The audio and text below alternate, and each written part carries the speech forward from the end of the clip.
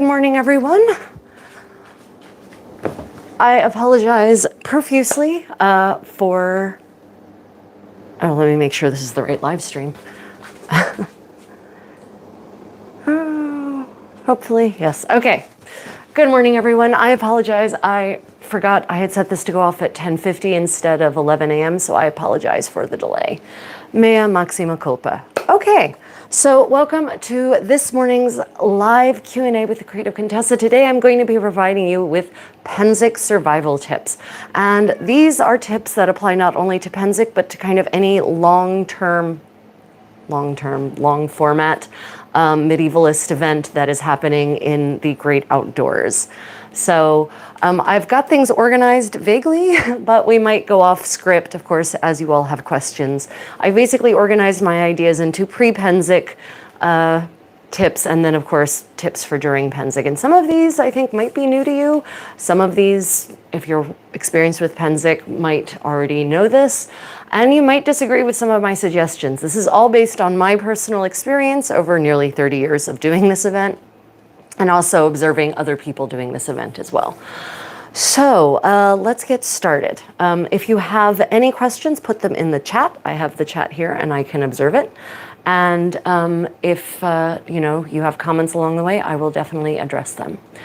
So pre-Pennsic. I guess we should start off first with what is Pennsic. Pennsic is a 2-week medievalist event in Western Pennsylvania that has been happening since 1969 in some format or another. It is now a massive event ranging anywhere from 10 to I think up to 13,000 people was our sort of maximum attendance one year. And I'm not certain, last year was the 50th anniversary officially, so I'm not certain how many people were there, but let me just skip this ad. So, of course, if you can't hear me, please let me know. That is the disadvantage of doing this in the morning. My time, I'm currently in Korea. It means I have no one here to monitor and let me know if things are actually being heard or not. So, pre-Pennsic. Draw up a packing list. Write out everything you think you're going to need. Don't itemize it. Don't just say underwear. What kind of underwear? How many pairs? Which ones? Right? Now, granted, you're not going to the wilds of the Yukon Territory or, outer Mongolia. You're going to Western Pennsylvania, where there are, unfortunately, 2 super Walmarts within easy distance of the site. So if you forget something, you can replace it. But why buy something you don't need if you already have it at home? So that being said, make sure your packing list is very clearly itemized. And then when you are packing, set up a big table or clear out a whole floor area or clear off your bed. Have a big central staging area and put everything out and check everything off as it goes into a bag. Otherwise, I guarantee you will forget things. So those are my packing tips. Now, there are some, just bringing up my notes. There are some key items I recommend you pack, and this is not an exhaustive packing list. You have to do your own thinking here. I might share my packing list. Maybe I'll put it in the details if people want to see the kinds of things that go in my packing list. But there are some key items that I really recommend you have with you at Pennsic. Either bring them with you or get them once you're there. One of them is mineral sunblock is your friend. Chemical sunblocks are not great for a multitude of reasons. One, they break down after exposure to sunlight. Mineral blockers are physical. They actually physically block the UV from hitting your skin and burning you. And zinc oxide non-nano is my recommendation. And once you're at Pennsic, you'll want to reapply several times during the day because, of course, sweating and wiping the sweat off, you wipe the sunblock away. Right, so definitely bring sunblock. Bring a solar-powered power bank for your devices. If you want to have access to your devices at Pennsic, you will need to go that route. Some encampments pay for electricity, but most don't or don't have that option.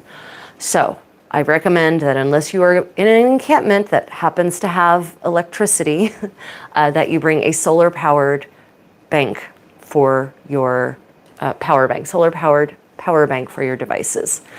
And speaking of devices, I recommend you bring waterproof containers in which to store your devices.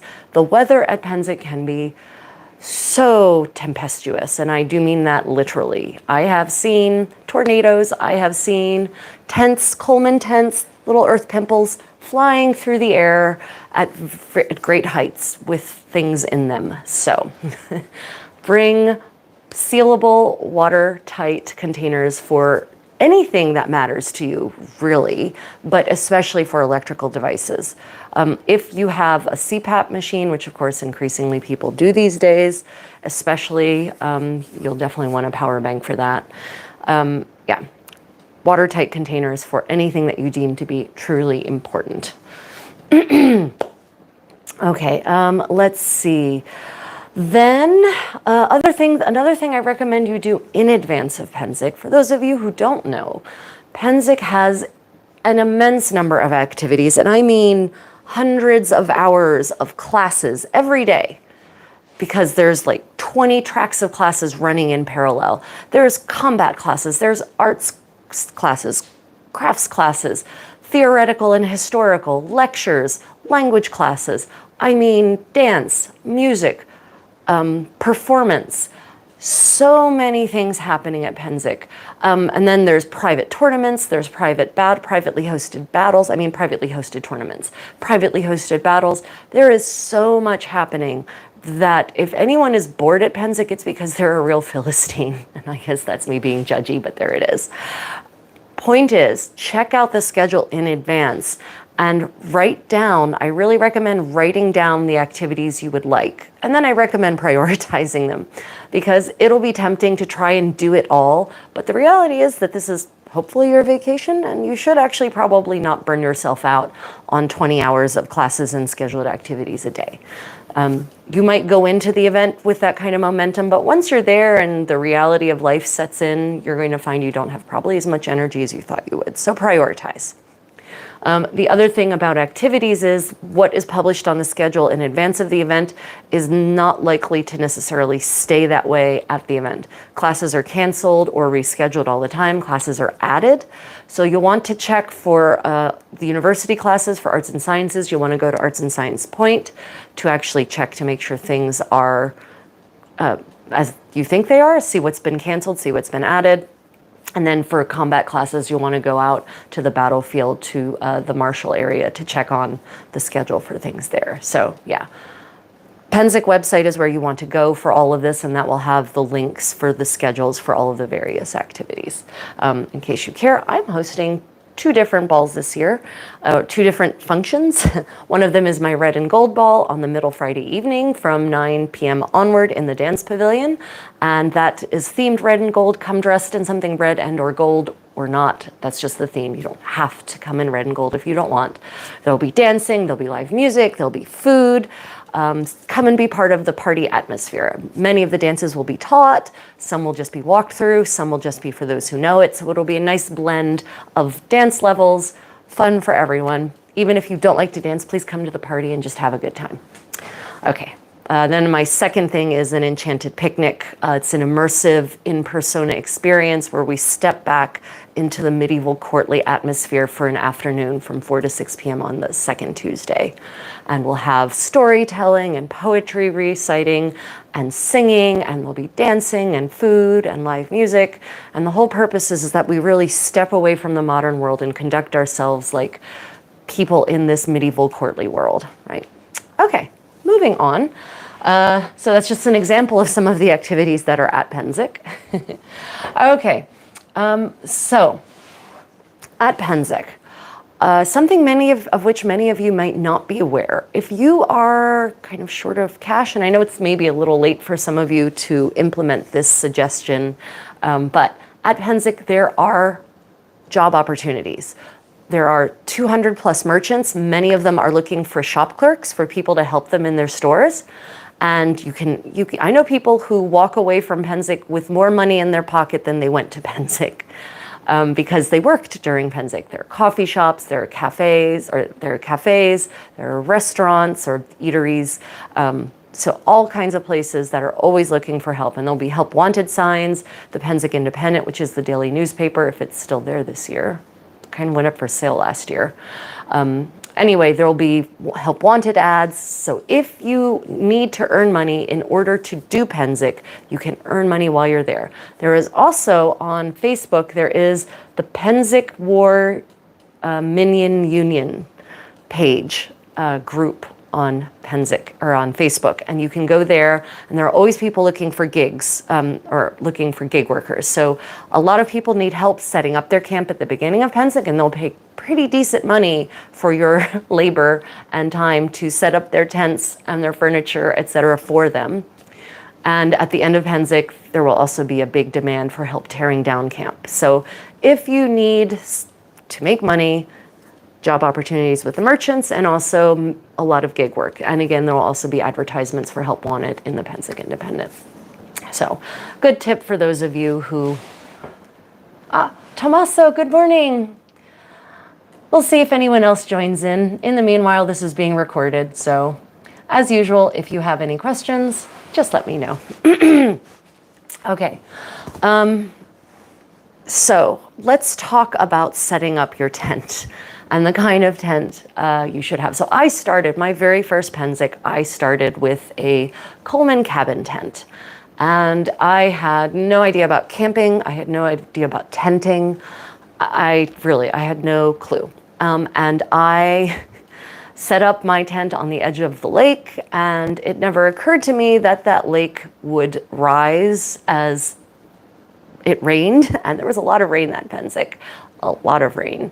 And it never occurred to me that that tent was not really waterproof. So many nylon tents are not naturally waterproof. I mean, some of them have been coated in waterproofing materials or chemicals, but most of them aren't really very waterproof. So you might have to take extra precautions for severely inclement weather, like we sometimes get at Pennsic. I mean, I'm talking downpours and violent wind sometimes. Not lots, not often, but sometimes we get into a storm cycle where it's hot all day, then we have an afternoon thunderstorm, and then, so then it clears off. But in the meanwhile, it's rained pretty heavily, so you have to be prepared for that. So one of the things you'll want to do when you set up your tent, if you don't want the water coming up through the bottom of your tent, I recommend putting down a tarp underneath of your tent. A lot of tents come with ground cloths. Some of those ground cloths, some of them are better than others. There is no such thing as too many layers between you and the elements when you're tenting, honestly. So put down a tarp, and I really recommend trenching. So dig a trench all the way around your tent, right up to the edge where the wall of your tent slopes and hits the ground. You want to trench from there because you want the water, and maybe even a little bit under, just a tiny bit under the wall, because you really want all that water to slide into the trench rather than the water to slide down the sides of your tent and end up under your tent, right? So trenching, cannot recommend it enough. And then you'll want to actually make the trench big enough to take away enough water in a storm situation, in a deluge situation. And then you'll want to dig an outlet for the trench somewhere that is not into someone else's tent. Be a little considerate about that. Something you might not think about when you haven't done it before. But so speaking of tents, if you are camping in a nylon tent, nylon tents become easy bake ovens. And actually even a canvas pavilion canvas tent or pavilion can get warm. So I long ago took a page from desert dwelling nomads and how they set up their tents, and their tents are layered. So you basically create an insulating effect they have, a tent that they set up, and then they actually set up cloth walls on the inside that bag away from the main wall. So there's an insulating layer of air between the outside where the sun is hitting the wall and the actual inside space. So to replicate this with your Coleman, I'm using Coleman obviously as a brand like Kleenex or tissues, but with a modern style nylon tent or even a smallish canvas tent, I recommend getting a big king size sheet, white sheet, a big sheet, and setting up on the outside, if it's not raining, just draping it over top of your tent, and that will actually reflect the sunlight away. And then on the inside, also hanging white cotton sheets. Don't get polyester, cotton. Trust me on this. Cotton sheets for the inside, and hang them from the inside walls of your tent so that they are kind of hanging away from the wall and create an insulating layer between the outside, the sun hitting the wall of your tent, and then the part that gets heated up is that insulating layer of air that doesn't get released into the main part of your tent. This will extend the sleepability of your tent in the morning by several hours, I promise you. And I've actually seen some people who build a superstructure. They check out the angle of the sun in the morning, and they literally just build a sheet wall to just block the sunlight from hitting their tent until a certain time of the morning. So that is my recommendation for helping your tent not become a death trap of heat stroke. Let's see, dig it in. Okay. If you are sleeping in any situation on the ground, you really want to have as much insulation between you and the ground as possible, because the ground gets cold at night. Pennsic temperatures can get into the up single digits for centigrade people, or into the 40s for my Fahrenheit people at nighttime. Seriously, last year it got very cold. I mean, 42 degrees one night, or like 7 degrees. It was, seeing breath cold. But temperatures can also reach 100 sometimes during the day. Not often though on that latter one. It's very rare it gets that hot at Pennsic because we're on the other side of the Allegheny Mountains. So we're not exposed to quite the extreme brutal heat of the coast.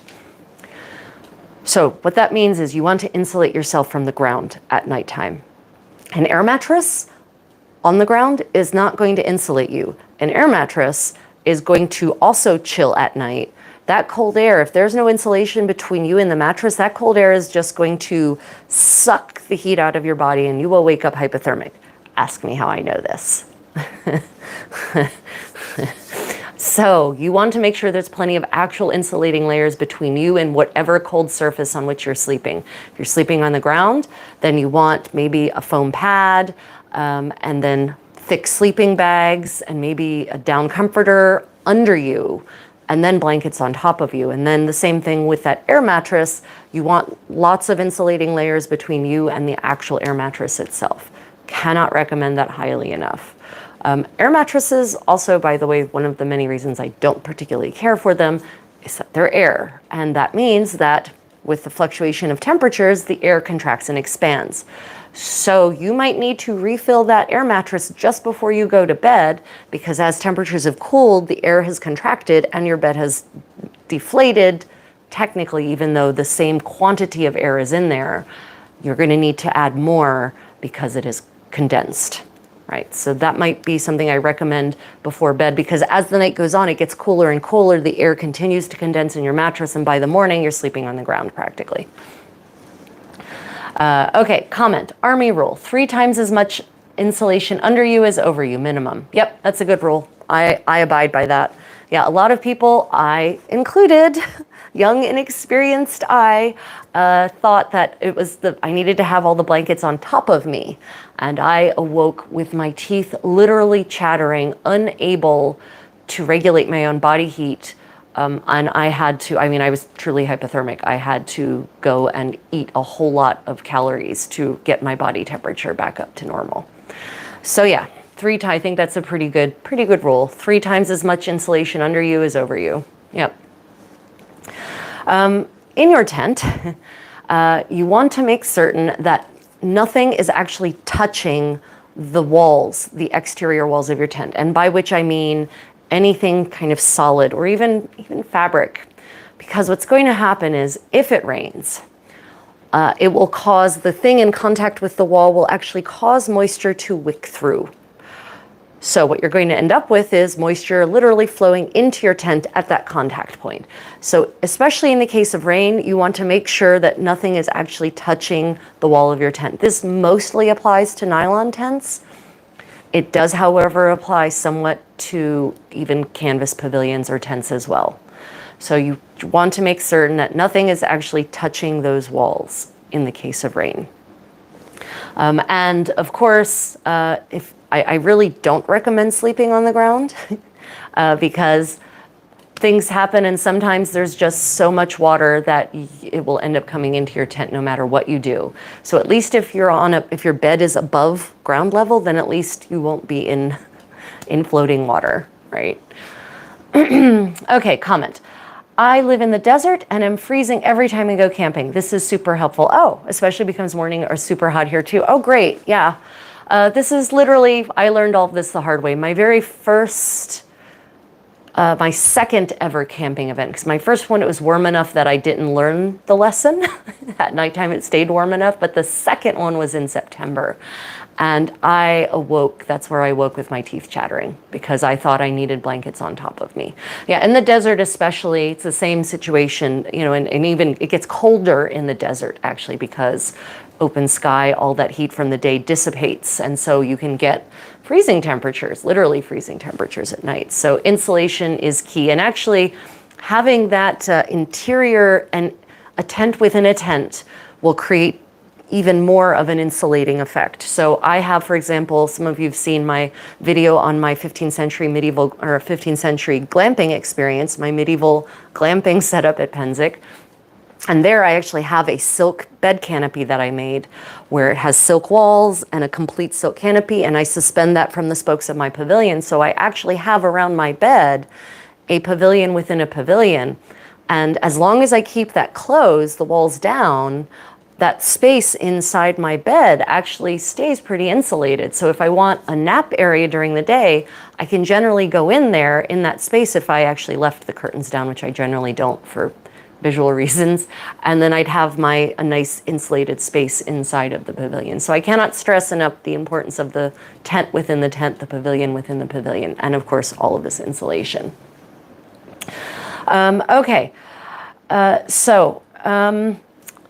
another tip at Pennsic that you can specifically do at Pennsic, actually, and it's something I do for my pavilion, but it'll definitely work for tents as well, and is a more natural solution than a tarp, a plastic tarp. You can actually buy bales of straw at Pennsic. They sell them at the War Office. It's got it slightly. It's the War Office, but it's War something or other, but War Office. If you go to the War Office, you can buy a bale of straw for $7, and straw, not hay. Important distinction here, by the way. And spread that bale of straw under the perimeter of your tent, and that will provide extra insulation from the ground, will provide extra protection from the mud, and will also provide extra protection from water seeping up from below. Because, you know, the way the straw interlocks, it creates all these gaps, and so the water will kind of is more likely to stay there if it flows under your tent than to, you know, flow up and wick through the bottom of your tent. I actually put straw down under my tent, my pavilion, because I don't actually have a ground cloth. Well, I have a sort of a ground cloth. I put straw down and then put my ground cloth down and then put my carpets down. And I also have a straw mattress. So if you don't like air mattresses, my recommendation is to bring a futon cover, the cover, mind you. You can get a bale of straw at the War Office and stuff the futon cover, and there you have a straw mattress, which is fantastic for insulation. You could put that right on the ground. I did that one Pennsic, and there is no loss of heat through that mattress, and it's comfortable, and it doesn't deflate in the night, and it's, you know, biosustainable, ecologically friendly, completely biodegradable, and it saves you room because all you have to have is a futon cover that folds up really easily into a small little square of fabric instead of, you know, air mattresses can take up a lot of room aside from being made of plastic, etc. But that's just me. Comment, straw bales is what we used in the field. Yep, bales of straw are great, and such a if you want to cheap and easy way to notch up your authenticity, the authenticity of your experience at any event, Pennsic included, a straw mattress is an easy way to do it, an easy and cheap way to do it. And that fee, at the end, you just leave the straw there in camp, and that's the $7 fee includes the cleanup, so you don't have to worry about cleaning it up or anything like that. Okay, moving on. In your tent, I recommend that you keep a pair of slip-on shoes for nighttime use. And ideally, water resistant ones of some kind. So leather that's been, treated, or something that is made of more modern material, Crocs, for instance, specifically for going and using the privy at night, because the grass is going to be wet. And people at Pennsic tend to over imbibe, and the contents of their overconsumption don't always stay in their bodies. And they can end up in really random places. So I do not recommend going out barefoot at night at Pennsic. Bad plan. So having a pair of easy to slip on shoes like Birkenstocks or Crocs or something like that, pattens if you have like the solid kind of pattens where you just slip them on, and that'll actually get you up out of the grass. So nice pair of elevated pattens might be called for here. To protect your feet, not only from the effluence of the night, but also from stakes, tent stakes. So, tent stakes are often not very visible in the daytime, let alone at nighttime. And I can't tell you how often I've actually scraped the top of my foot by kind of brushing past a stake and it ground across the top of my foot. And that's just pretty painful. But if you have shoes, then at least that, protects you from that a little bit. What an elegant way of describing drunken problems. I try. I'm a bit of a wordsmith. I take pride in not having to be crude unless I really want to make a point. So yes, slip-on pair of shoes, absolutely essential. Now at Pennsic, there are privies literally on every block. And the wonderful thing about the privies is they're cleaned 2 to 3 times a day. And the only time that they're not particularly pleasant is first thing in the morning before the privy trucks come, the gong farmers come by and evacuate them of their contents. But otherwise, they are clean, they're fresh, they're sanitary, and they're everywhere. They're ubiquitous. So don't worry about using the bathroom. There are some flush toilets at Pennsic, but there are not many of them. There's like 3 spots where there are flushing toilets, 2 spots. 3 spots. There are 3 spots where there are flushing toilets, which is definitely not sufficient for 10,000 people. So there are also there are accessible bathrooms or accessible privies and very accessible privies. So if you have a mobility device, there are mobility device accessible privies.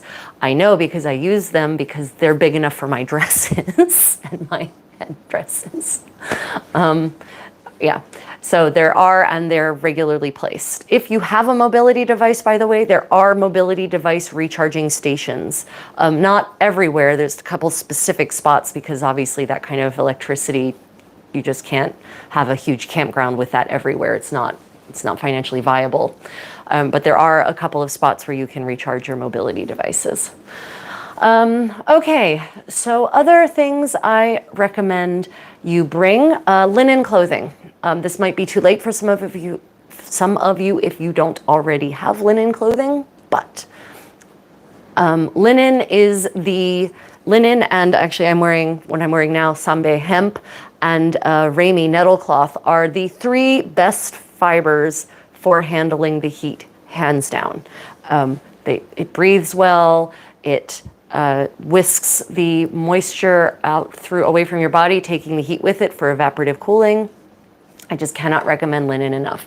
And a lot of people make the mistake of just wearing 1 layer. But again, I recommend taking a note from desert peoples and wearing at least 2 layers. A linen layer against your skin that actually covers your skin, because the sun hitting your skin actually heats you up more than a nice layer of reflective light-colored linen reflecting the sun away and performing the function of evaporative cooling. And then wearing a second layer on top. Looser layers are going to be better for this. Now, granted, I'm pretty vain, so none of my layers are loose, at least not in the bodice where they're fitted like a glove, but I choose to make that sacrifice. If heat is really a problem for you, I recommend loose flowing linen layers. Maybe a nice white layer against your skin so that you can launder the hell out of it, and then light colors on the outside for the reflective property of the sun. I'm not suggesting that you go medieval browns and tans because it's authentic, because it's not, but lighter colors will be more reflective of the sunlight. Now, the nice thing about my tip for heat and linen is linen coif, some kind of white linen thing on your head. If you wet it and then put it on your head, it will really help with that evaporative cooling effect. So if it gets particularly hot, I cannot recommend wetting a linen thing and putting it on your head and letting the evaporation do its job. And a lot of people actually will just hose themselves down, drench themselves with water and, then let it evaporate. And that's particularly effective with linen. So cannot recommend linen enough. So speaking of heat, obviously during the heat of the day at Pennsic, I really recommend going to ground. Take a tip from the Mediterranean peoples. Get into a shady spot and just stay there. Now, that could be classes in tents, right? There are dance classes in a massive pavilion that usually gets a really great cross breeze, for instance. There are tons of university tents. There are trees in shaded areas. Runestone Hill has some nice shade, for instance. But I want you to remember that in many tents and pavilions, ultraviolet light will penetrate it. There are some kinds, like the plasticky ones that they use now for the Pennsic University. I don't think the UV penetrates that so much, but I have been under canvas pavilions and gotten sunburned, or rather the spot that I somehow didn't sunblock got sunburned.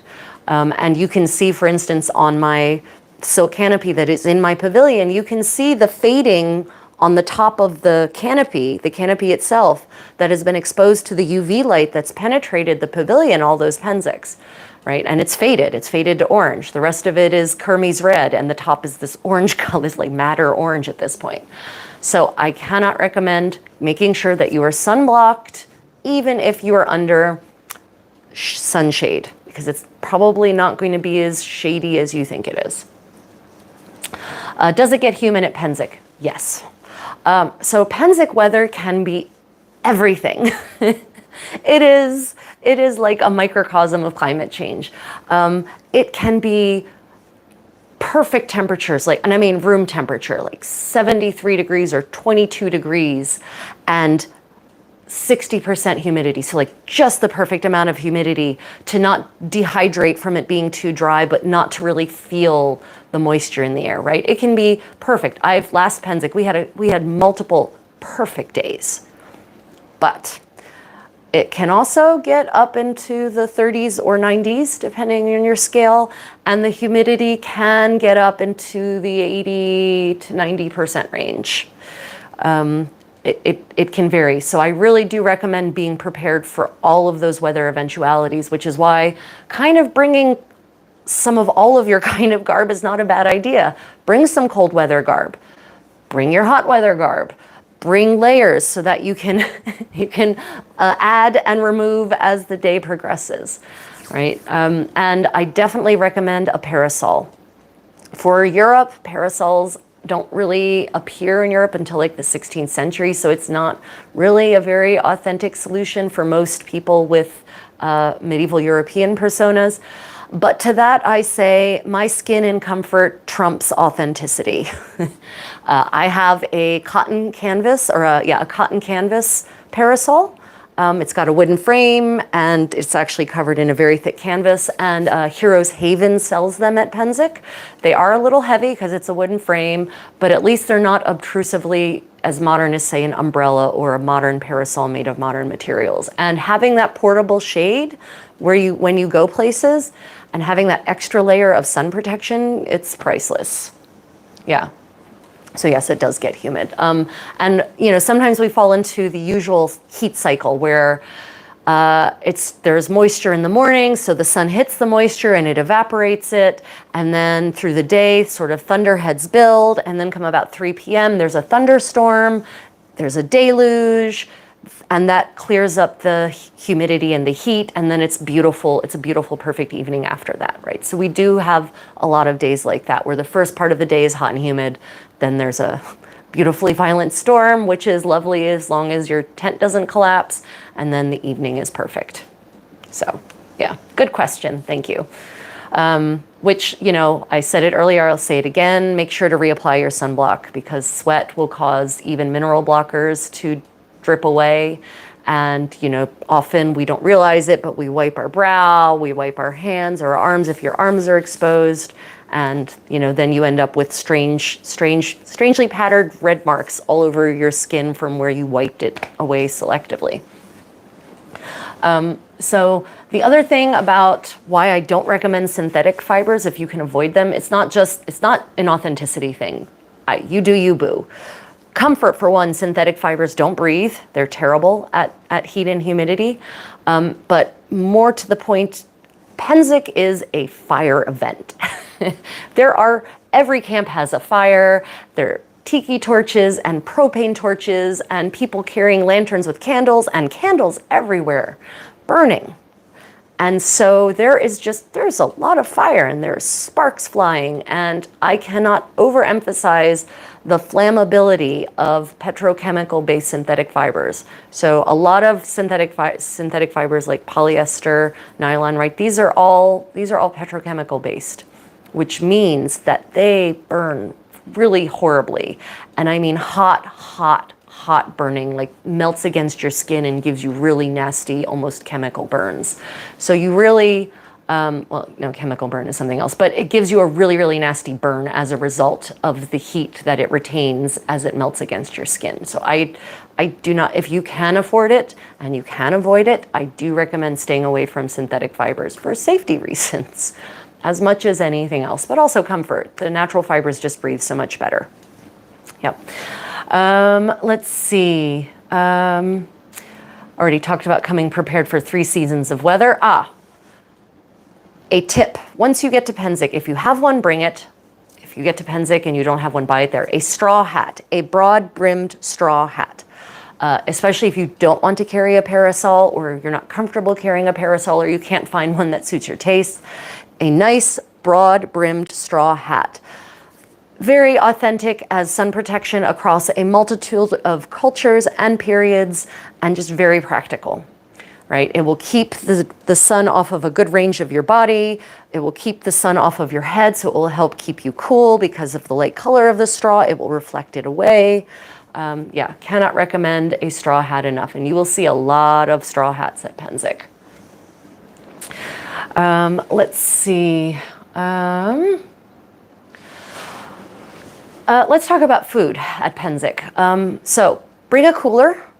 You might only want it to keep some drinks cool for yourself, but your camp might have a meal plan, but maybe you have some special food items you like. At Pennsic, there is a store, the Cooper store. It's actually a pretty decent store. They actually have locally grown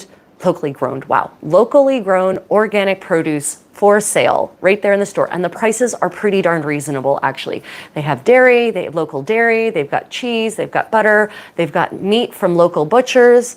They've got a really decent camp store, actually. And the prices are not, in my opinion, it's very reasonable, especially considering the convenience of being able to just go to this central store and not having to get your car and drive off. So if you haven't been to Pennsic before, parking it's like parking at Disney World. It is hella gone, far away.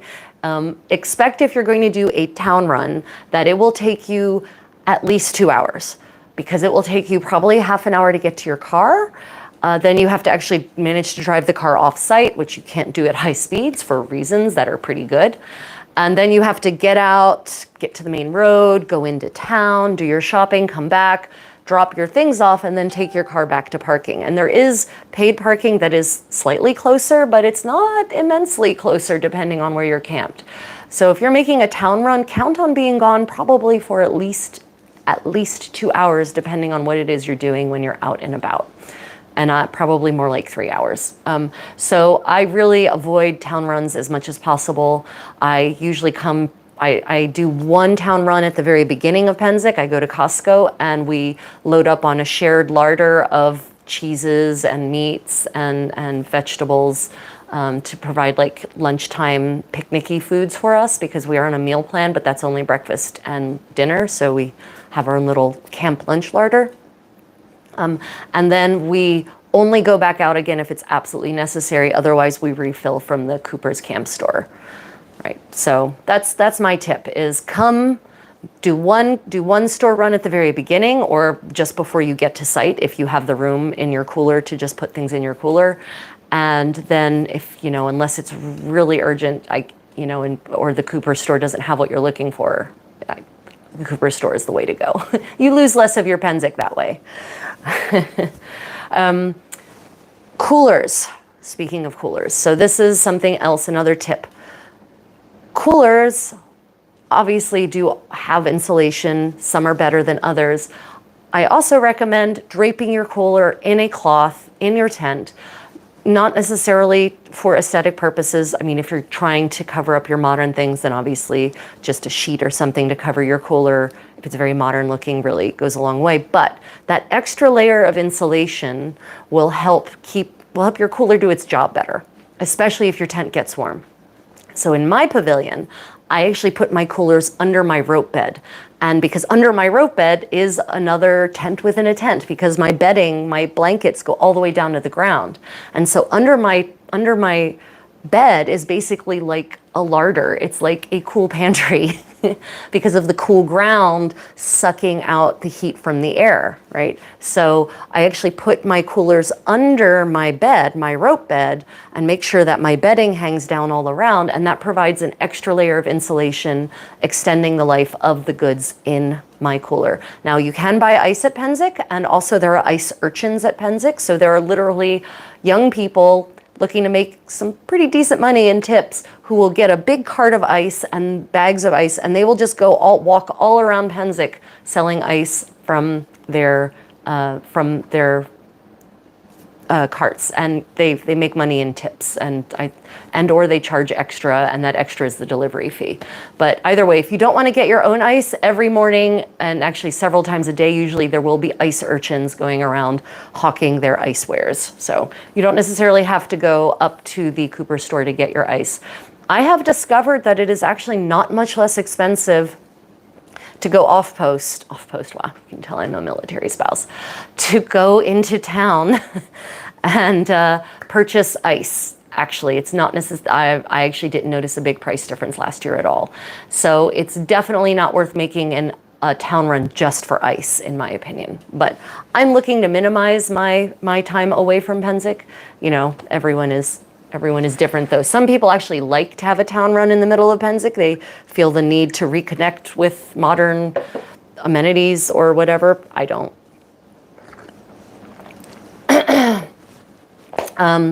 Okay, let's see. I'm just looking through my notes to see what I might have missed. Okay. So speaking of food, this relates to the comment about can it get humid at Pennsic.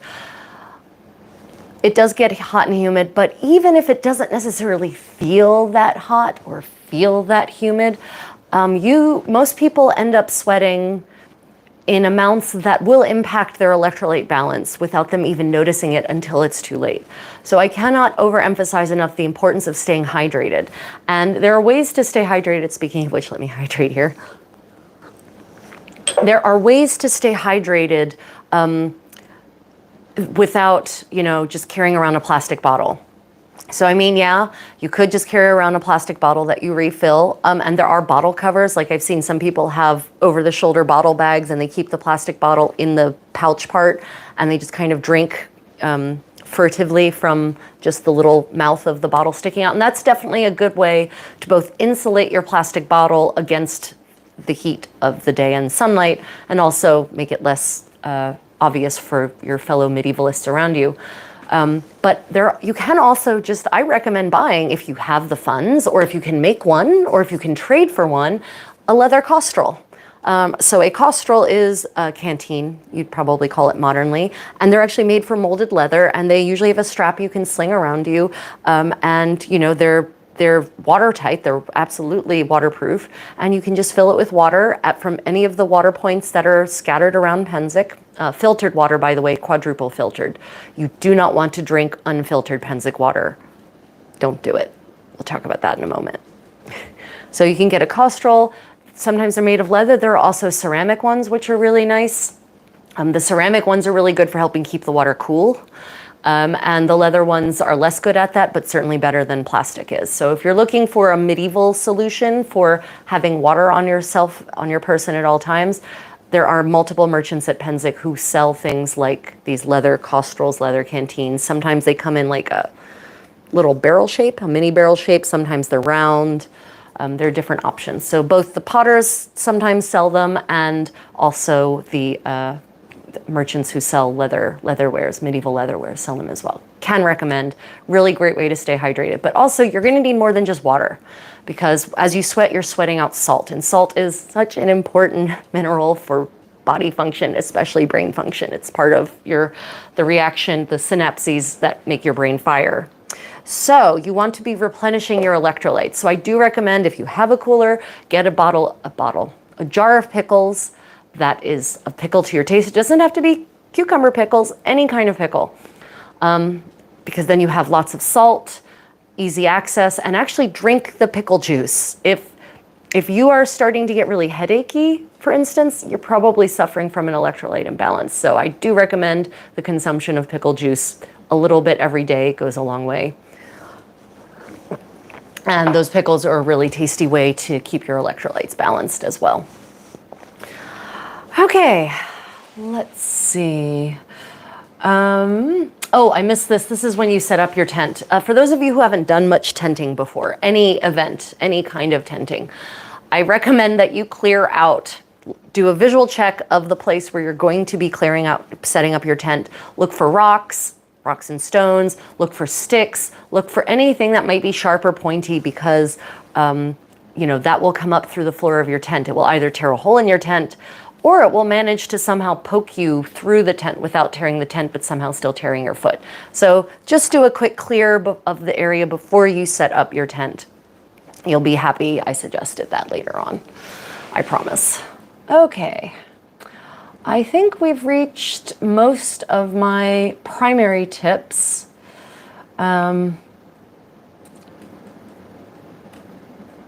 Oh, I didn't finish the thing about food, actually. More on food.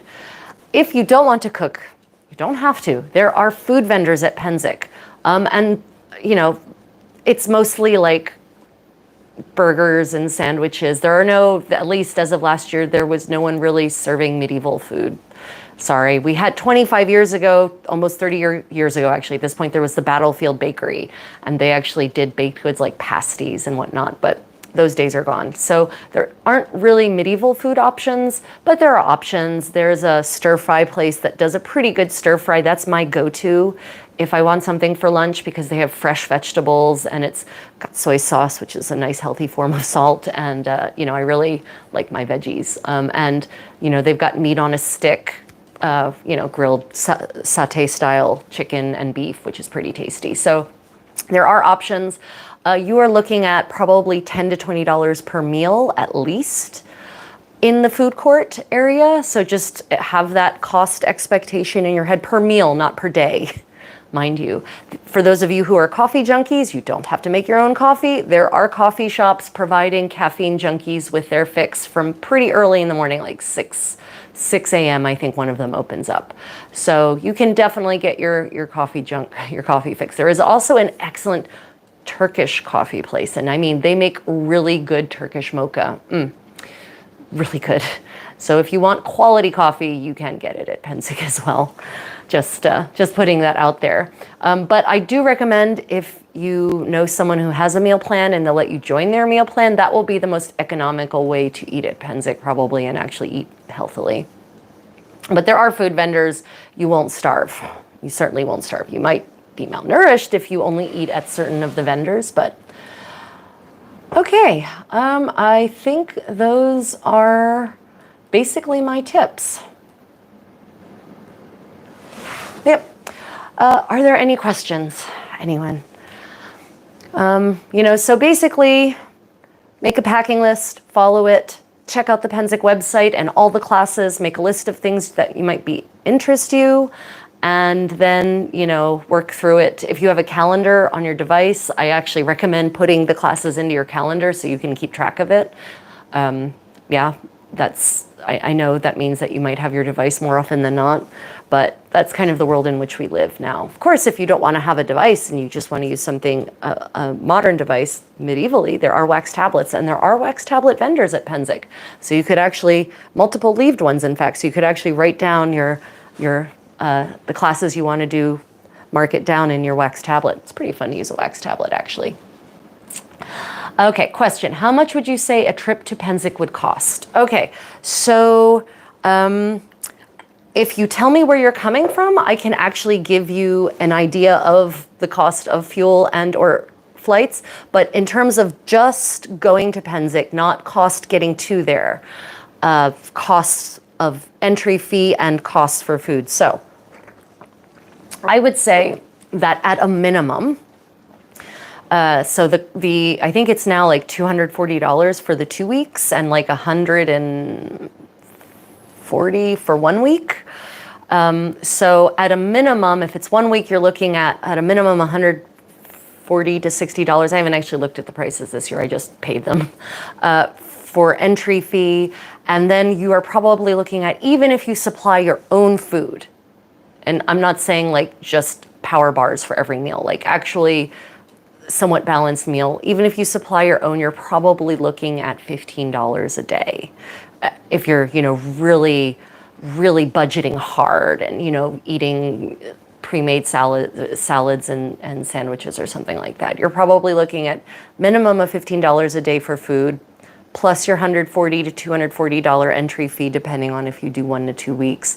So, you're probably looking at, I would say you couldn't really do it for less than reasonably $500 once you're there. Now, granted, that includes food and I'm not including alcohol, right? So I don't drink for personal family history reasons. I only drink tiny, tiny amounts in little sips and not very often. But I know some people who, I think the primary nutritional intake at Pennsic is fermented beverages of some kind. So I'm not including that in that calculation, but I would say you probably need, for 2 weeks, $500 is probably what you're looking at. Granted, what is the cost of life normally? Like, how much does a person spend to live normally per day, in terms of food? I'm not certain it's comes up to that much more. But that being said, as I mentioned earlier, if that's a problem, there are plenty of job opportunities at Pennsic. I know many people who walk away from Pennsic with more money than they went into Pennsic after having enjoyed a pretty thorough Pennsic, shall we say.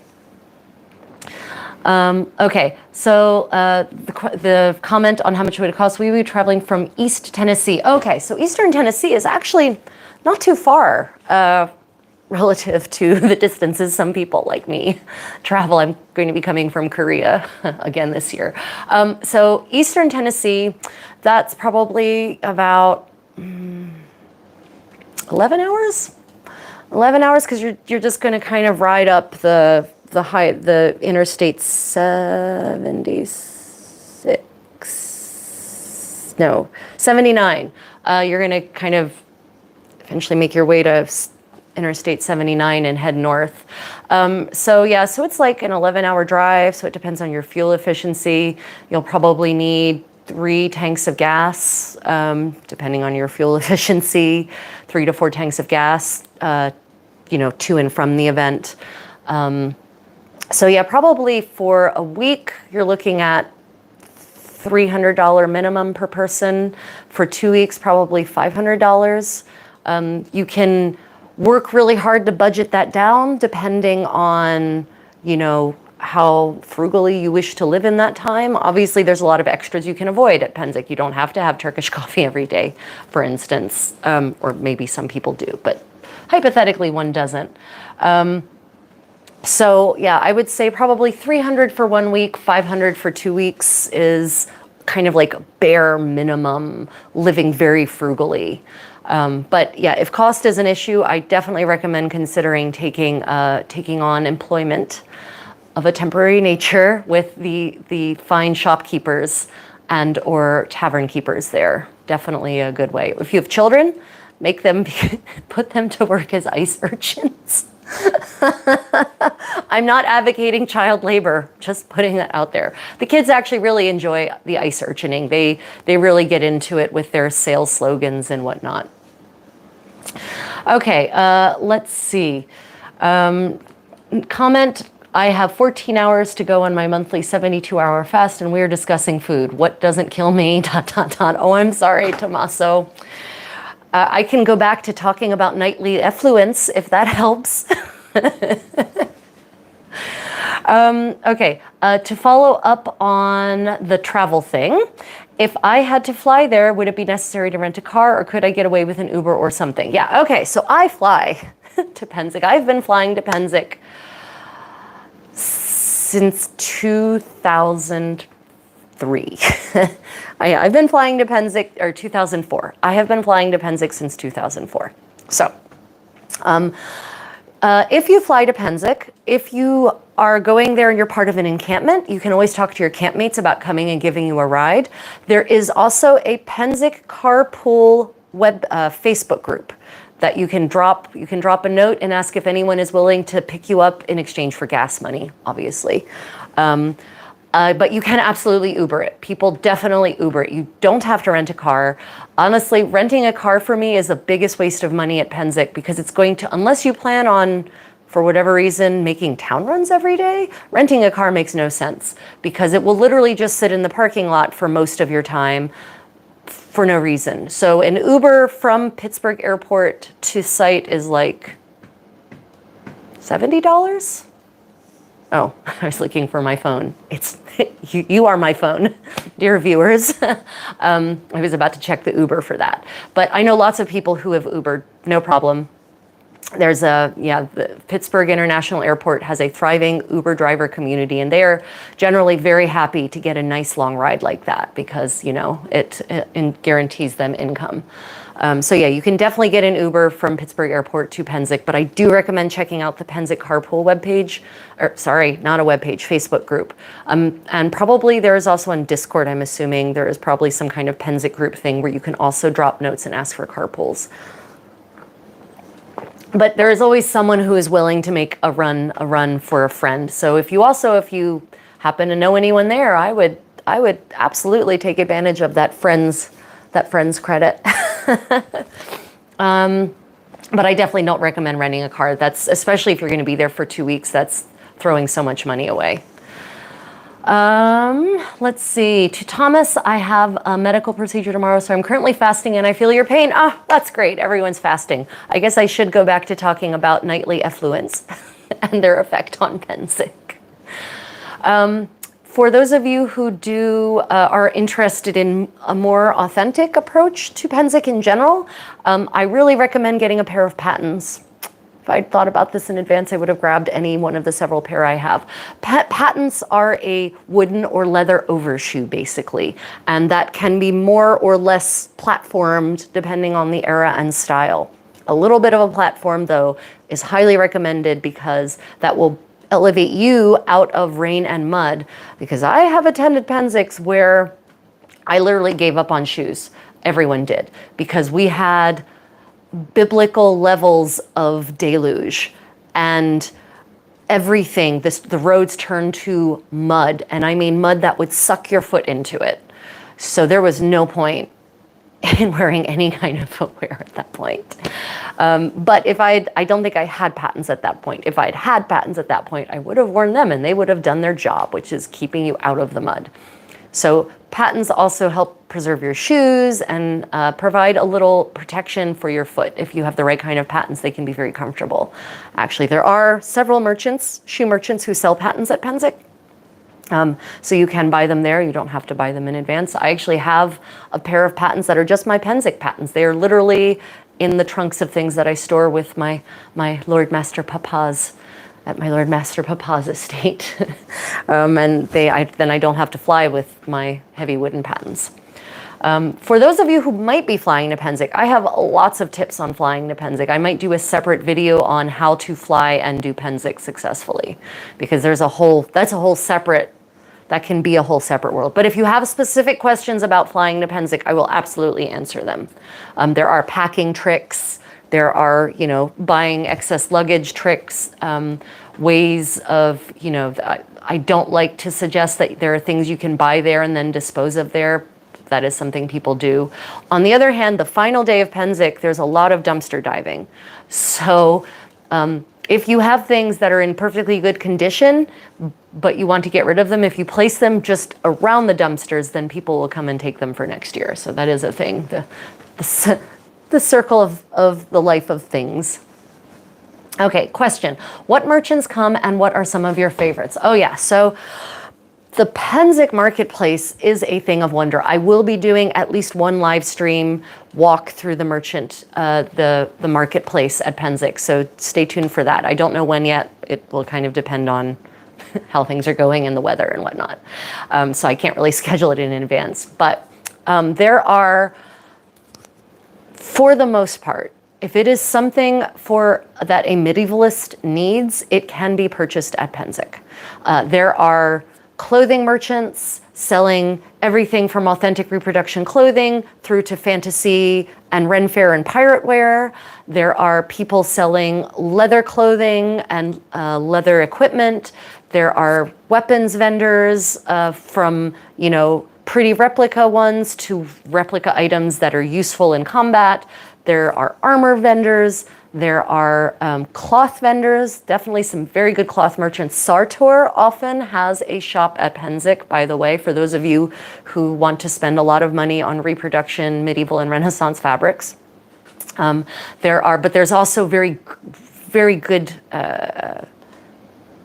you can also get very good deals. So Carolina Calicos is my go-to place for reasonably priced, decent quality fabrics at Pennsic. They have linen, they have silk, they have wool, they have cotton, they have notions as well, thread and pins and needles, also linen thread, they have silk thread there. California Calicos is my go-to for fabrics. Revival Clothing is there. They have pretty decent, relatively authentic medieval clothing. Also undergarments, overgarments, headwear, men's and women's, sort of 12th through 15th century. There are shoe vendors, Boots by Bohemond. He will be there again this year. All of the shoes I currently have are from Bohemond. There's also Armlan. He's an excellent, darn it, not cobbler's, a person who repairs shoes. The medieval word for a person who makes shoes has gone from my head. Well, a shoester, anyway. He's an excellent shoemaker. Let's see, so those are my recs for shoes, and both of them, at least Armlan definitely sells patents. I don't remember if Bohemond usually sells patents. There are multiple ceramics merchants, again, selling a range of ceramics from authentic medieval reproductions to more modern fantasy fun stuff, and in some cases the same in, both of those in the same shop.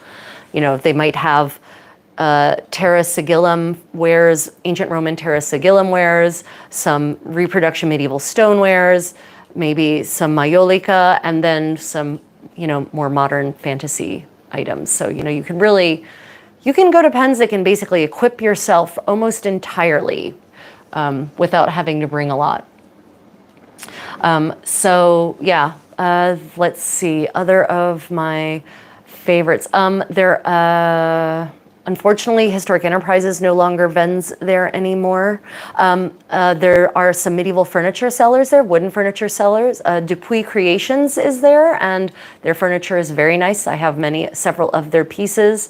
And there's a couple of other furniture merchants there whose name I unfortunately don't recall.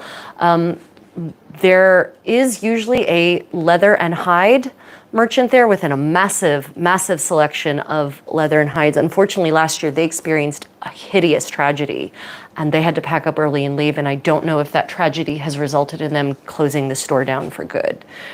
But there are leather and fur merchants there. There are also secondhand merchants there. So ragazziere, as they say in Italian. There are secondhand merchants there. So you can get good deals on cheapo similars. Sometimes they have Persian rugs or Turkish rugs. Sometimes they have pewter wares. and interesting books, many of which are out of print. There are booksellers at Pennsic, very dangerous. Haunted books is one of my favorite ones. Hopefully they're still there. There can be a lot of turnover from year to year in terms of merchants. Let's see, who else? I'm trying to mentally walk down Merchants Row. Oh, I mean, of course, Billy and Charlie. Oh, they're no longer doing Pennsic. Damn. No, Billy and Charlie's pewter castings no longer there. Yeah, there are a lot of people have, well, aged out, basically. Fettered Cock Pewter Castings is a very good casters. Armor and Castings has a stand at Pennsic this year, so they're definitely one of my favorites, being a channel sponsor and all that, but their wares are just so quality. Yeah, there are so many good merchants, really. Heroes Haven for stockings, if you want knit stockings. They have linen and wool and silk, and you can also get your parasols there. Let's see, Don't Feed the Ravens is excellent reproduction wares for early period, like really top quality. I bought a birch bark jar from them, canister from them. It's perfect for storing bread and stuff at Pennsic. Yeah, so those are some of my favorite merchants, but really that's just what springs to mind off the top of my head. I should have come better prepared with the list of my favorite merchants. There are so many good merchants. There's a really good bronze caster, Thor's Hammer, maybe it's called. Thor, he is Thor. Yeah, my belt, the fixtures on my hip belt are by him. I mean, so many good people. There's one person who sells embroidery frames and other wooden, like looms and whatnot, very nicely made. Yeah, it's a good place to go. Oh, there's someone who also specializes in just medieval undergarments, linen medieval undergarments, the underwear lady. Yeah, you really can go to Pennsic almost naked and completely equip yourself and your encampment there, including pavilions. So, although I think I heard Regent was pavilion, Panther Pavilions was closing, I think, actually. So that's kind of sad. Yeah. Okay, yes, flying to Pennsic would be helpful. A general packing list for Pennsic would be helpful as well. Yes, I mentioned earlier on in the stream that I will, I think I'm going to put in the description my packing list. You can just see what my packing list is and, use it or not. Mine is obviously specific to like my persona and my kit, but there's a lot of more general things on there as well. So, the packing list that I have is based on flying to Pennsic. So that's obviously, and storing things at Pennsic or near Pennsic, which is different than if, you're driving to Pennsic or you flying and you don't store things at Pennsic. In general, I will generally say that this is not an in-depth thing. In general, flying to Pennsic, you need to make sure you book tickets with an airline that actually allows you baggage, at least one checked bag.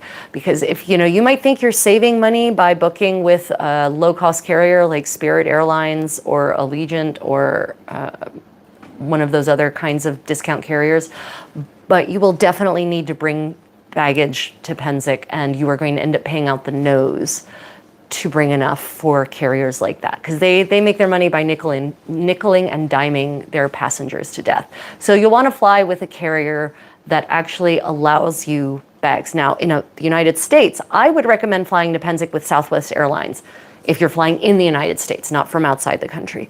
Southwest Airlines is one of the few airlines left that is decent, because in your fare included are two 23-kilogram checked bags. That is two 50-pound bags and a carry-on and a personal bag already included in your fare.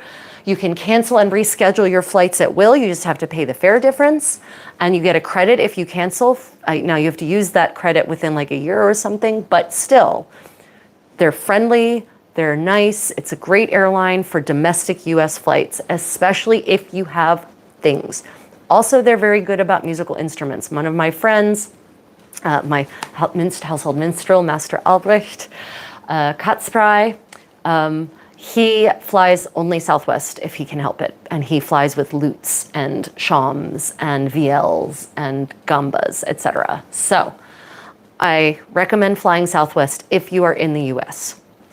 And then you have 2 check 23 kilogram bags and a personal bag and your carry-on. And one of my tricks for packing is put heavy, dense items in your personal bag and in your carry-on if you are flying in the US. They do not weigh your bags, your carry-on and your personal bag in the US.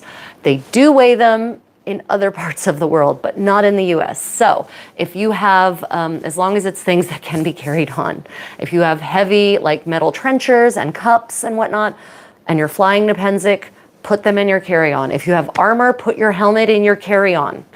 Always helmet in carry-on, right? Or fencing mask if it's heavy, right? Heavy, dense things go in your carry-on and your personal bag. And then you can, concentrate on really putting more into your 223 kilogram or 50 to 50 pound bags on Southwest Airlines. So that is my tip for flying if you are flying in the US. Southwest also is great because they have a fantastically extensive network. Now with Southwest, you really have to book in advance to get a good deal. Booking up close, it's going to be more expensive. Although these days, once you factor in the cost of paying for checked bags, I'm not certain it's actually any cheaper to fly American Airlines or United, et cetera, than it would with Southwest once you get that close to the flight. So I recommend if you're going to fly to Pennsic, book your ticket well in advance. The further out, the cheaper the flight is going to be. Sometimes you can get a good close-in deal, but not in the summer. Summer is high season. Book well in advance if you're going to fly to Pennsic. Now, if you're flying from internationally, that's a whole different conversation. And there are tips and tricks for that. If you are flying internationally, generally, you're probably going to get a better deal by flying 2 separate tickets, by flying into a main international hub, because Pittsburgh is no longer really a main international hub. I mean JFK, I mean Dulles, I mean Atlanta, LAX, Houston, Dallas, like serious major international hubs, because then you have more airlines flying in and competing for those long haul fares. And then buying a separate ticket, say with Southwest, to connect you from that airport to Pittsburgh. That would be my tip on saving money if you're flying internationally. And also if you're flying internationally, again, make sure you book the fare that either comes with checked bags or double check on those checked bag fees, because some airlines, it's still included in the fare. Middle Eastern carriers still include checked bags with the fare. Most Asian carriers do.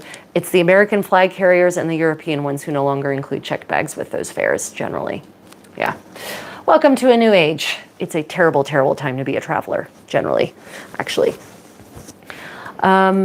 Okay, so are there any other questions? I think I covered the topic of merchants. If there are more specific questions about merchants, like merchants for this item, I can definitely answer that.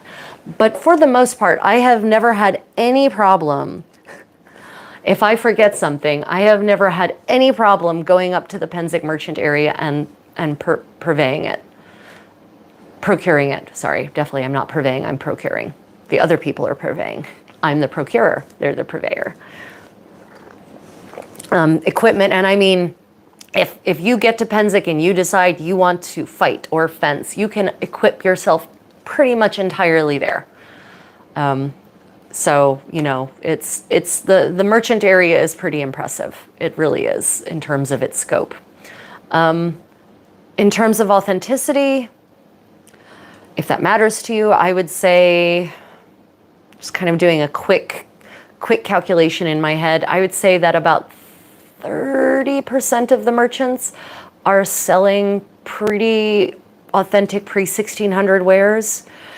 The remainder might have a mix, and then there's a good chunk that are really, they're selling fantasy items, or they have a secondhand store that is selling kind of general need items for a 2-week camping festival that has a kind of vague fantasy medieval theme, right? Okay. It's not a big deal, but I wanted to let you know your lighting keeps shifting. I'm not sure if it's the setting or just because of the window, but oh, thank you. Yeah, it's because, I think it's because of my skin. Because when I move, the light reflects differently off of my very pale face. And so that causes the lens on the camera to do its thing. I should have turned the lights on, those lights, I forgot to. I was more focused on getting my material together this morning. Yeah. But mostly, hopefully, it's the information I'm saying and not this visual that people are tuning in for. Thank you for letting me know, though. It's, yeah, it's probably, I think it's my face. Because if I have a more constant source of light from the bright fluorescent lights that are in the center of this room, then it doesn't happen. But I think it's every time I shift over and the light reflects differently off of my skin. Ah, the joys of being pale. No, it's fine. No, thank you for letting me know. Okay, are there any other questions? So flying, I think those are my big tips. Book in advance. If you're coming from international, you might want to compare fares between flying into Pittsburgh or flying into one of the major international hub airports and then getting a connecting flight with Southwest. If you're flying domestically, I cannot recommend Southwest highly enough. I really can't. Obviously, if you've got like some kind of elite status on one of the other flag carriers, then you get free bags as part of your elite status, then this conversation is moot. But if you're like the rest of us who don't have elite status, I've got no elite status on any airline anymore at this point, then Southwest is really the way to go if you have bags. And for Pennsic, you're going to need bags. I actually knew someone once who flew to an event in Europe, because in Europe, when we do SCA, or medievalism in general, we generally have to fly to the events. I knew one guy who once actually wore his armor on the flight on Ryanair to avoid having to pay an excess baggage, for an extra bag. And he argued it, and they let him on. Now, they harassed him like hell at the security. But once he was in Germany, and he was able to point out that in the rules, there is nothing about wearing metal on your body as long as it's not a knife or, one of the proscribed specific items. And it wasn't. He was wearing an entire suit of mail. So mail head to toe, including coif and mail sabatons. And yeah, that's what he wore. And he managed to do it. So he managed to avoid the armor thing that way. But in the US, there's a lot more discretion. Those agents have a lot more discretion on what they will allow or not allow. So wearing your armor as a way of getting around paying for an extra bag might fail spectacularly. Just warning you if it's in the US. Okay, any other questions, everyone? Just going to double check my list while you all consider if there are other questions. Make sure I got everything.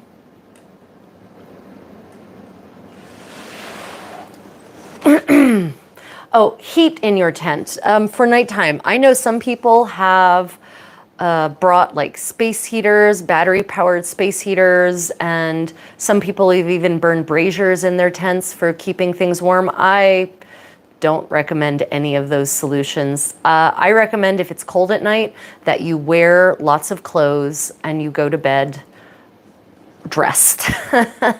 And don't try to do any kind of artificial heating. There's dangers to that. Sometimes scary, deadly ones. Candles in tents. This is going to seem obvious, but I'm just going to emphasize this here. If you are in a nylon tent, do not use candles in it. Those things, they say they're flame retardant. Don't believe it. Don't do candles in a nylon tent. And if you're in a canvas tent, only do candles if you are in the tent at the time. Otherwise, extinguish candles and make sure you have a fire extinguisher ready to hand in your camp or in your tent. Cannot overemphasize the importance of this. I know it's not quite authentic, but I think it's better than some solutions. There are now these LED candles. Go to the local thrift store, buy some of the LED candles that have been disposed after that barn-themed wedding that you can buy, LED candles for super cheap at secondhand stores these days. And just leave those flickering in your tent when you're out in the evening. Or if you want to leave a candle burning when you go to bed so you have some light if you need to get up, leave your LED candles on. They will hurt nothing and cast just enough light to be ambient and slightly better than darkness. Yeah. Yeah, so the LED candle tip, can recommend LED candles. Really, they're a great, and they make them now that you can actually have like their wax on the outside, so they really look real. In terms of the candle itself looks real instead of looking like plastic. And then you just have the little flickering light part of the LED candle that, looks pretty reasonable as long as you don't look directly at it closely, but it's safer, like infinitely safer than leaving candles burning in camp. And then you have some light to come back to. Now, I could do a whole separate stream about how to live medievally as possible for 2 weeks. That's a completely different thing. This is more Pennsic survival tips for people who don't already have their complete setup established. So yeah, anything else, my dear friends? And I appreciate you all taking the time to join me and ask some really good questions. I will definitely try to post my packing list so you can see what it looks like. It is my flying packing list, so it's my list of my personal items, not so much the things I'll need for my tent. I'll think about adding the things that I will consider what is in my trunks already stored back in the US that comes to Pennsic, and try to add that to the list so that you all have a more full idea of the packing. Now, granted, this is for my style of camping. I'm a glamper. I'm just going to tell you, I'm about living the full Contessa lifestyle for 2 weeks. I am not a minimalist at all. I'm a medieval minimalist, but not a modern minimalist. So I live at the level that a 15th century person of stature and wealth would have lived at, which is certainly more minimal than the modern people live. But that's the way it is. I would love to watch an authentic medieval survival guide. Oh yeah, okay. So my patrons, actually, I put a survey out to my patrons to see what kind of Pennsic content they would like, and a lot said that they would really like to see, medieval living. So I'm going to be doing a series of live streams. I'm definitely going to be doing a medieval laundry live stream, so you can see me experimenting with some medieval laundry and stain techniques and laundry, the doing of laundry. We will become laundresses for a day. And I'm going to be doing a medieval toiletry live stream, so I can show you the process of staving away the dirt, medieval style. And we'll probably do something about, probably also do a live stream of our medieval Decameron style picnic lunches, so you can see what that's like. Yeah, so I think I will be probably putting together, a medieval authentic survival guide as much as I can, given the constraints. Obviously, there are many aspects of medieval living that are literally toxic, and I will not be pursuing those. And when substitutions are required, I will make it clear in the content and explain why I don't want to use lead sunblock. Because, for instance, in the Trotula, the sort of medieval 12th century but manual of gynecology, but also female beauty and toiletry tips, stayed popular in Europe. It was copied into the 16th century. And there is actually a recipe for a sunblock that, according to the manuscript, was utilized by the women from Salerno, the Salernitan women. And it is a mineral blocker. For certain, it is a mineral blocker. Unfortunately, the mineral they use is white lead, because I guess zinc oxide and titanium dioxide hadn't been discovered yet, or hadn't been created yet. I'm honestly not certain when we became aware of those as pigment options instead of lead as the everything of the medieval world. But yeah, they actually prescribed to mix white lead with olive oil and something else to stabilize it. And that is how the Salernitan women keep their skin pale. So sunblock is actually a very medieval concept, apparently. They were aware of the need to protect the skin, in a way that for using methods other than fabric. So yeah, but I will not be testing out lead-based mineral blocker. Yeah, so we will, I think I will be putting together either, through these series of live streams, and maybe I'll put together some kind of finished video, and I'll try to make it funny, but also educational. It will be, I've got some ideas in my head, the Contessa's do not do guide to medieval living or something like that. And, there'll be an example of what to do and an example of what not to do sort of thing, funny, but educational. I've got some ideas. Okay, any other questions? If there are more specific questions about flying to Pennsic, just let me know. But also, if I didn't answer it here and something occurs to you, if you pop the question into the comments under this live stream, I will absolutely answer it. I'm very addicted to answering comments. For one, I just enjoy the engagement, but two, I really do like getting the information out there. And I enjoy the dialogue that comments sometimes lead to, comments and questions. Let's see, any other tips? Check my list one more time. Oh, haha, parties. I didn't talk about parties at Pennsic. There are so many parties at Pennsic. There are balls every evening in the dance pavilion with live music. Nearly all of them, they all have some level of teaching. So even if you don't know how to dance, go there and give it a try. There are different themes every evening, different hosts every evening. There are parties and camps, and some of them are large and are advertised in advance. For parties in camps, you generally have to bring an ID. They will generally not let people in under 21 because Pennsic has become a big enough concern that they're actually concerned about serving minors alcohol and getting arrested for it.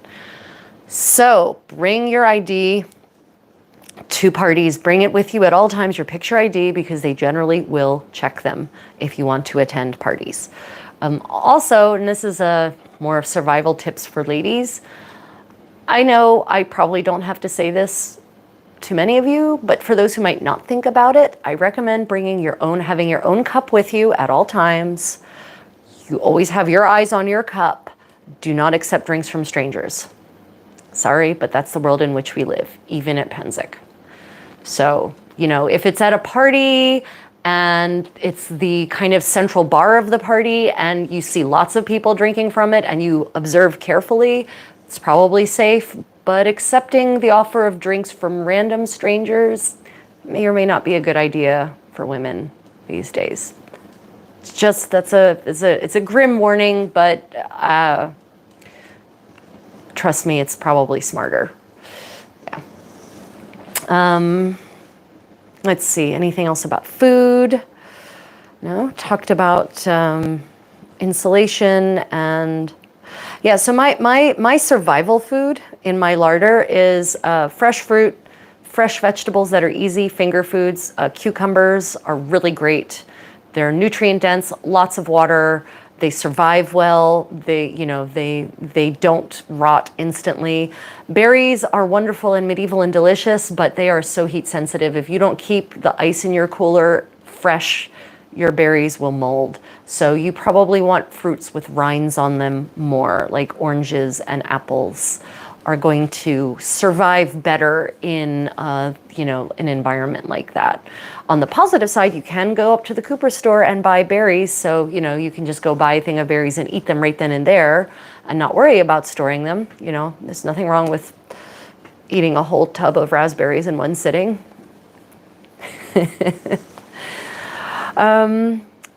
Yeah, okay, so those are, I think that's it. I have like this whole page, I have an essay here basically of thoughts that I wrote down as I was walking home one evening along the river here in Daegu.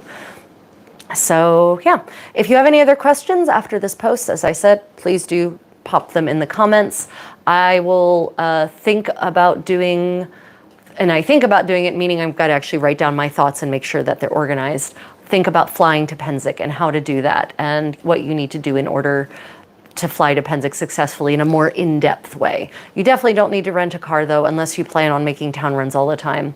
Uber is your friend, or the Pennsic carpool page, or your campmates is always an option. Oh, can I ask a dumb question about the actual site? Yes, I welcome dumb questions, because actually they generally are not dumb. Please, what is your question about the actual site? While we wait for the question to pop up, I will say Cooper's Lake is a private campground and is owned by the Coopers family to this day. It has been handed down to the grandchild generation, I think, at this point. And it is immense. It is absolutely immense. There's a lake. There is actually a lake. Do not swim in the lake. Not recommended. There's a stream that traverses the site. There is a swimming hole, so you can go swimming. Clothing optional swimming hole. There is a big burning field. There are forested areas. It's probably 2 miles end to end, at least. And then wide, it's in some places wider than others. There are hills. There are very steep hills in some places. However, you could camp up in what the area called the Serengeti and never ever have to go up or down a hill if you didn't want to go to parties, because all the main Pennsic activities are on the flat upper level. All classes, most 99.9% of classes, the battles and fighting, that all happens on the upper level. So if you have mobility issues and hills are a problem, you don't have to ever go up and down a hill at Pennsic. You can make it work. Okay. Oh, Christy. Hi, Christy. Going to see you soon. I can't, really soon, a couple of days soon. Crazy. Okay. Question is, note I am allergic to pine trees. How does first aid work for that, and are those avoidable? Can't find anything. Okay. Hi, I didn't even think about medical. Thank you for that great question. The local EMT center has a station on post. We have a emergency medical center on post, a first aid center, not operated by the SCA, operated by the Butler County EMT people. And they have an ambulance on site. They have medics on site. I don't know if they have a doctor or a PA, but they have medical professionals on site for first aid, and specifically to handle things like, say, anaphylactic shock, and to render immediate assistance, to package the person up and get them to the more extensive medical aid they need. We have had medevacs. Last year, the helicopter came and medevaced at least one person out. So there are emergency medical facilities on site to render emergency life-preserving first aid. Yes, absolutely. They can run IVs. I've known many people who had heat stroke who've had multiple bags pumped into them right there at the medical station. If you step on something sharp, and poke a hole in your foot, they will get you cleaned and stabilized and triaged to see whether they think you need to go and get stitches or whatever. So if you are, deadly allergic to something, if you're deadly allergic to anything, have an EpiPen, please. But there are, first aid is provided, and it's free. You don't have to pay for the first aid. Obviously, if you go to a hospital, then medical bills kick in. But the first aid on site is free. That's paid for by donations, and sort of, I guess, maybe in part by our site fee. So there is professional first aid on site. They have medical carts. They've got ambulances. As I said, they can call in the chopper. So, yeah. And I have definitely seen the ambulance down and around in all sorts of areas. There are emergency access roads in various parts so that they can, within reason, pretty much render life-saving first aid pretty quickly. Are pine trees avoidable? Yes, pine trees are absolutely avoidable. If you don't go into the forested areas, there are some pine trees. There are a lot of deciduous trees. It's a mix of both. But if you camp up on the Serengeti at Pennsic, it's called the Serengeti, burning flat field, no trees at all, there are no trees. So you would never have to go near a tree. The parking lot, you could park in a place away from the trees. There's the paid parking is not near trees, so you can absolutely avoid pine trees. There are encampments that are in, treed areas, and there will be 1 or 2 pine trees maybe per camp. But you just don't go into those. So the main focus of activities, the official activities, not party activities. If you're a party person, you will not be able to avoid pine trees. But all the classes, the balls, the combat, and a good chunk of the camping is on a burning treeless field. And you don't have to camp with a group, by the way. There is singles camping. Every single block has a chunk of land that is set aside for what's called singles camping, where you can just go and set up your tent and have your own little Pennsic. One year I did singles camping for reasons that are too complicated to go into here. And it's fine. And you can absolutely have a singles camping spot up on the Serengeti and never have to see a tree at all of any kind.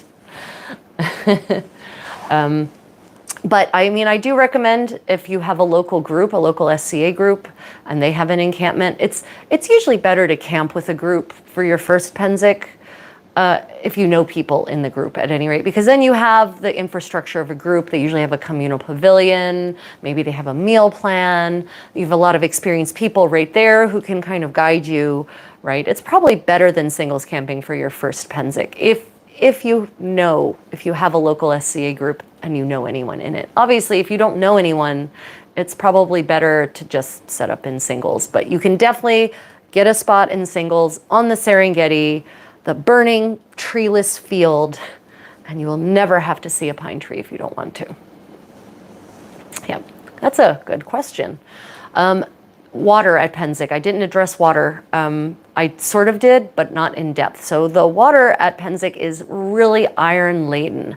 It will turn orange as the iron in the water oxidizes once it comes into contact with air. There are water points where they have like a quadruple filter system for the water. And I think they installed water treatment facilities that I think are filtering the water better than it used to. But even still, especially if the water table's low from drought, the water that comes straight out of the hose at Pennsic, I do not recommend using it to wash your clothes, because your clothes, especially your linen, will turn orange. And I don't recommend drinking it. It does not taste very good, but the filtered water is fine. So the water that is the quadruple filtered water that's up at the water point, which is next to the first aid station, the medic station, that's been quadruple filtered. There are water points everywhere. Every block has at least 1, maybe 2, maybe 3. And some of them, usually amongst the groups who camp on that block, there might be an agreement to share the cost of setting up a water filtration system so that the water coming out of the hose is indeed actually consumable and usable. But for your laundry, I would almost recommend, I love doing hand laundry at Pennsic. It puts me in that magical medieval space. We get bottled water. We get distilled water for that, because that's actually what medieval manuals recommend for both dyeing and doing laundry. They recommend that you take fresh rainwater, because they might not have understood why necessarily, but they understood that fresh rainwater distilled by the clouds was the most effective thing for any kind of chemical process. So dyeing is a chemical process. Laundry is actually a chemical process. And they understood, probably from experience of dealing with hard water and stains from water that's not fresh from the rain, that the freshly distilled rainwater was the best thing for it. So modernly, distilled water is the best you're probably going to get. And so we actually do get jugs of distilled water specifically for doing things like laundry, so that we don't turn our white linen undergarments orange. Ask how I know that you will turn your white linen undergarments orange if you launder them in unfiltered Pennsic water. Yes, I have an orange smock somewhere as a cautionary tale. It wasn't orange to begin with. Okay, any other questions about Pennsic, about the site? There is a bus, actually. There is a shuttle bus that goes around site and actually has bus stops, and there is a schedule. And so you can, if you can't necessarily walk very far, but you don't have a mobility device and don't want a mobility device, then there is a bus shuttle service that starts running fairly early in the event.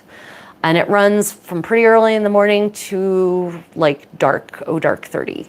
It does not run at night. So if you need mobility to get to parties at night, you're probably going to have to come up with another solution. But there is a shuttle. It goes all the way around all the site, including to parking. So, you can absolutely get away with not having to walk very far if you're patient and wait for the public transit system that we have at Pennsic. Crazy world. Can't even have public transit in a real American town, but Pennsic, our medieval retreat, has a modern public transit system. Oh, we are so screwed as a country. Okay. Any other questions about Pennsic, about its infrastructure? There are showers. There are not many. Most camps have their own showers. I get away with sponge bathing, really. I almost never actually shower. I have a bucket and I sponge bathe every day, usually just before going to bed because my legs are so disgusting that I can't stomach the thought of putting those filthy, dirty feet and legs in my lovely, lovely bed. Let's see, other infrastructure questions. I mentioned flushing toilets. There are some, but mostly it's privies, and the privies are very clean. They do an excellent job on the privies. So because of those privies and the cleanliness, there is a gong farmer, would be the medieval description. The privy truck goes around and vacuums out the privies starting at like 6 o'clock in the morning. So if you are a morning person or you like to sleep through in the mornings, I recommend earplugs because basically there are very few places that are far enough away from the privies to not hear the very loud vacuuming system that is used to suck out the nightly effluence of those privies. So I do recommend earplugs. For a natural option, beeswax makes a very authentic and natural and moldable earplug option and really does a great job at keeping the sound out. Earplugs for the win, for certain. Okay, any other questions? So big takeaways: make a packing list, follow your packing list, check out the Pennsic website for all the various manifold scheduled activities and make a list of the things you'd like to do. Try to try something new, right? Push yourself out of your comfort zone. When I tell my medieval living history friends who are not in the SCA about this event, they cannot believe how inexpensive it is given the breadth of activities, the expertise that people are sharing for free at this event. There will be no other opportunity where you will get to try gilding using actual gold leaf for free, or learn how to dance a medieval dance for free, or learn to play a medieval instrument, or be trained in actual 15th century medieval fighting techniques for free. It's just, there's no other place. It's all included in what is really a very low price. $240 for 2 weeks of camping with infrastructure. It's a pretty good price considering how much campgrounds cost these days. Okay, well, if there are no more questions, I would like to again thank you all for joining. Please remember to hit that thumbs up, and if you just leave a little, even just an emoji in the comments once the video posts, that would be really great to help grow my channel, etc., etc. Thank you all for joining, and if you do have more questions, pop them in the comments and I promise I will answer them. It's now almost 1 o'clock here and I haven't yet eaten breakfast, so I'm going to go and break my fast. Otherwise, I hope to see some of you in the coming weeks. I'll be at Pennsic. I love it when I meet people who are my fans, who follow my work, who enjoy my videos. I love meeting you all. Please come to my classes. I'm offering lots of beginner dance classes this year. Come to my functions, say hello. Let's share some time together in person. It'll be so exciting. Okay, everyone. Well, until next time, hopefully Pennsic. May your adventures be creative and stay safe, everyone. Bye.